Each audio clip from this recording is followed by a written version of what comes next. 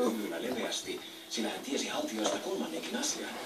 Sen, että ne eivät voi koskaan syödä sanojaan. Niinpä hän laski nälkästyneen haltijan taivasti maahan. Suoristettuaan huolellisesti asuunsa, haltija asteli harjasti ja osoitti pensaan juuressa olevaa maaplättiä. Kultaan että se on haudattu syvälle. Et saa sitä ilman lapiota. Vaan Nailonillapa ei ollut lapiota, sillä hän ei ollut varautunut kaivamaan.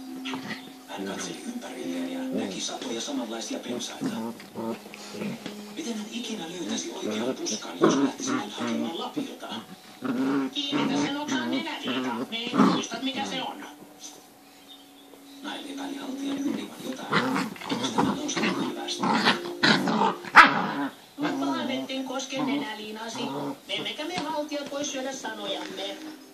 Ja niin Nail riensi hakemaan lapiota unelmoiden samalla kaikesta, mitä voisi pian hankkia. Vaatteista, taloista, kaikkien aikojen juhlista. Lähtiessään hakumatkalle hän tiesi jo tarkalleen, miten kulmaisi. Päästyään tukkulan laalle ja nähtyä ilmaisen nenäliinansa, hän repesi nauruun. Ihan aare olisi hänen. Hän näki toisenkin pensan, johon oli sanottu liina. Ja kolmannen. Ja neljännen. Ja nämä sen kuitenkin viraiset pensaset oli sanottu samanlainen nenäliina. Nail ei ollut kaikki epätoivoksi, kun hän kuuli jostain naurua. Nenäkäs haltijahan se siellä nauroi. Kilmatessaan taivaanrantaan. Vaikka haltijat voivatkin olla perin oikukkaita, ne eivät ole täysin sydämettömiä.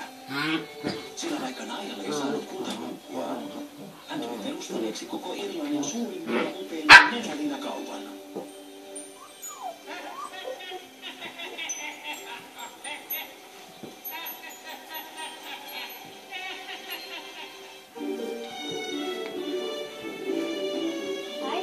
No.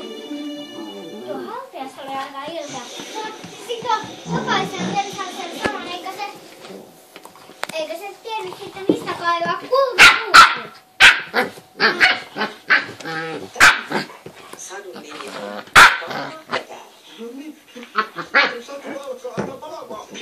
Oliko kerran kala, joka yhdessä kimaltelivat kaikki sateenkaaren päivät? Siis oliko se tuo miljoonakala? Ei ollut miljoonakala, vaan lohi. Eräänä päivänä lohi ui järven rannalla. Se hyppäsi ilmaan ja katsahti kaupallisesti rannalle, kunnes polskahti takaisin veteen. Sitten se hyppäsi uudestaan ja uudestaan ja uudestaan. Siis